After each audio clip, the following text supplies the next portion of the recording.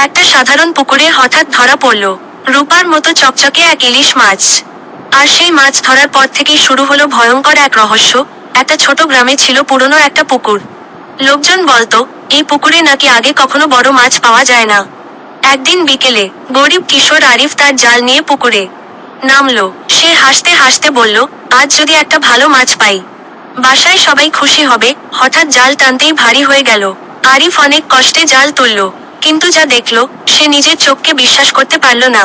একটা ইলিশ মাছ, কিন্তু সাধারণ ইলিশ না, পুরো শরীর রূপার মতো ঝলমল করছে।